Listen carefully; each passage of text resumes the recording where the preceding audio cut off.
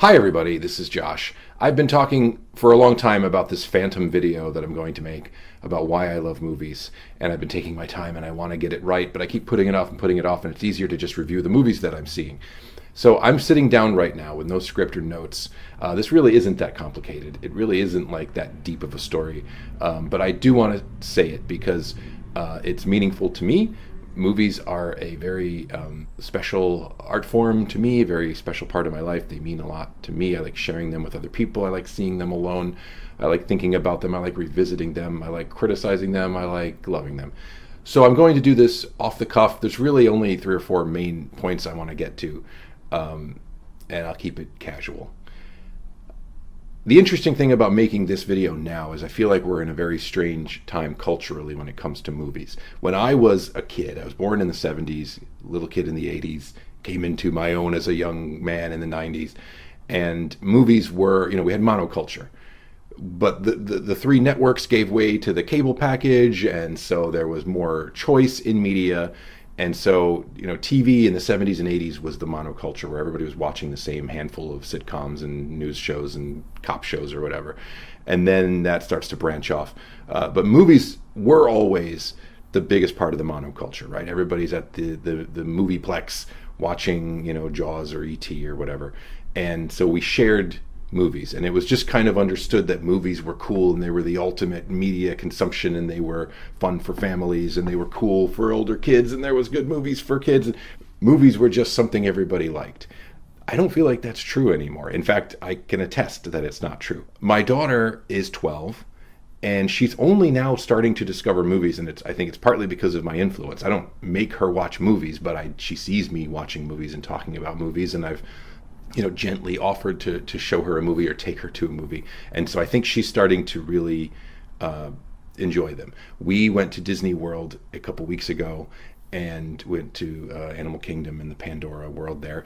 And she loves dragons and creatures. She plays a lot of video games like Monster Hunter stories and things like that. And she loves dragons and lizards and things like that. So she was enchanted with the world of Pandora. And so I said, these movies are pretty good. The Avatar movies are pretty fun. We can watch it at home in 4K. And she reluctantly eventually kind of said, okay, maybe we'll watch a little bit. And then we watched it, and she was enthralled, and she loved it. And now that's the thing that I share with my daughter. And that's very special. But her generation could really take or leave movies. Movies are not this monoculture, they're not the big show anymore. It's only for like certain people who like that. And a moment like, Barbenheimer from last year is a rare thing where there are not just one, but two monolithic hits. I guess if there's two of them, they're not monolithic.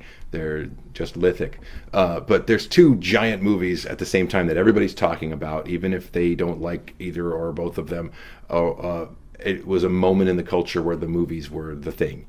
But other movies that were big among cinephiles, like Poor Things and The Holdovers, for example, or even a new Scorsese movie, which used to be the biggest thing in all of cinema, is that there's a new Scorsese. I feel like these are like niche things almost now. Like they're big, expensive movies and they make money, but it's just not everybody's cup of tea, and it's not even on everybody's radar. My wife and I used to go to movies together in the 90s and early 2000s, but over time, she would rather hike and run and listen to audiobooks or listen to music or whatever. Movies are just not a thing for her. I feel like that's why there's even more validity today, or even more purposefulness in making a video saying why I love movies, because it kind of just used to be a thing that everybody loved movies. And maybe you could give your 2 cents and your perspective. But now I feel like it's almost like someone has to make a case for movies, because they are not, media is just in such an interesting state that movies are not the big de facto shared media venture that we all share and we all go to together. So it's real simple why I like movies. I'm going to share a little bit and make it personal first, but then when I get to like my explanation of what I like about the art form of movies, it's not terribly original. You've probably heard these things before, but this is how I think and how I feel. I'll start with this. When I was a kid, I was incredibly sensitive and scared and diminutive and loud sounds and puppets and creatures and people in costumes were all absolutely terrifying to me. I was such a little wimpy baby. Now, you could say there's a million reasons for this. Now, you could blame the entertainment of the late 70s and the 80s with a lot of scary puppets and a lot of weird things, a lot of freaky special effects and things, I guess. But, I mean, I went to see Return of the Jedi in the theater, in the Roosevelt Theater in Hyde Park, New York. And I was 8 years old. And this is Return of the Jedi. This is the one with the Muppets. This is the one that is considered to be the most kid-friendly, fun, silly of those original Star Wars movies. And I hid under my seat. I was terrified. The Jabba's Palace sequence was just too far for me. It was too dark and scary, and all those creatures were horrifying. Over time, I've realized, though, in hindsight, I didn't hate movies, obviously. I was fascinated with them.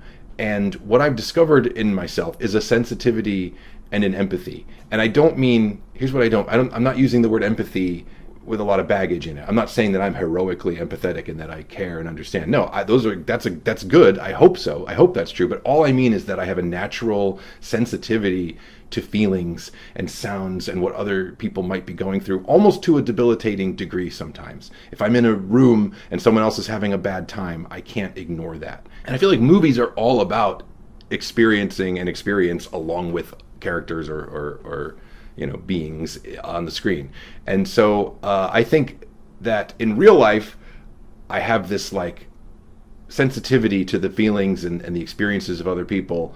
And in the movies, where it's big and loud and overblown and melodramatic and cartoonish, I think that just was overwhelming to me. But over time, as I grew up and as I got more, brave and bold and saw more movies, I realized that this is exactly why I was hooked and exactly why I loved movies, because I knew that they would affect me. I knew that they would get me. And even when I was in college, I still would get scared and jump and be sensitive, but I loved movies. So I would go to see movies with my friends, and if they wanted to see a movie that was particularly intense and scary, I would I would be secretly dealing with my stress. I've come a long way. I don't really feel that way anymore, and I like seeing horror movies in a theater now. I think it's fun. But this was my journey. So just in the raw sense of my personality and my emotional makeup, I feel like I have a sensitivity to sound and experience that made movies incredibly effective, have had a major impact on me from a very young age, and I've always carried that with me. As I grow older and my tastes expand, and I'm not only watching movies with Muppets in them, although let's have more movies with Muppets in them, please. I feel like in a more subtle way, it's that empathy that I enjoy about movies. And this is very, now I'm getting into kind of the Roger Ebert take on why movies are great. And that is the opportunity for empathy in movie watching. And again, it's not only about some important cause or some important story and that you're learning to understand and be a better person. That happens, that's great. That is good. I'm just saying, in any case, even in like an adventure action movie, a well-made one will make you empathize with the main character or even with the villain, so that you understand what's happening emotionally, and then you'll have a more heightened, deeper experience. So that's all I mean. Great acting is about good acting is expressing an emotion. Great acting is showing the thought process and perhaps telegraphing an emotion without showing it. So someone is sad and they're trying not to cry. Someone is drunk and they're trying not to appear drunk. Someone is attempting to wear a mask and it's failing and you're seeing through it. That's what good acting is, and that's what so we're getting away from the bombastic special effects and sound and those kind of things, talking about acting and storytelling in movies. That's really what I appreciate, is the ability to experience life from different perspectives. And it could be anything from an art house movie of someone, like a memoir piece, something exploring someone's past, or it could be something that is just a good thriller or a good adventure movie or even a comedy, as long as it's well written and you enjoy spending time with the characters and it's well acted. There's nothing beats the experience of a movie. And so I guess the last piece of the puzzle would just be, now that I'm an adult and I'm a creative person, I've come to realize, and again, this is not an original or groundbreaking observation, but movies represent the greatest combination of other art forms. Every type of human endeavor and art form is or can be packed into the creation of a movie. You have writing, you have photography, you have acting, you have music, you have visual arts and staging, you have visual effects, you have animation, you have set dressing, you have history, you have abstraction, you have poetry, you have puppets, you have anything that people can do, anything that people can make with their hands and then use to tell a story or evoke a feeling. You can bring those all together for a movie. And to me, that is, on top of the experience and the empathy, that's just also the great, fascinating thing about this art form of movies. Christopher Nolan won his Best Director Oscar a couple nights ago. Whatever, would I have picked Oppenheimer as his winning movie? Maybe. It's a great movie, but I had other favorites last year. But he did point out in his speech very interestingly that movies are 100 years old. And this is where the art form is after 100 years, and who knows where it's going to be when it's as old as painting and dance and music.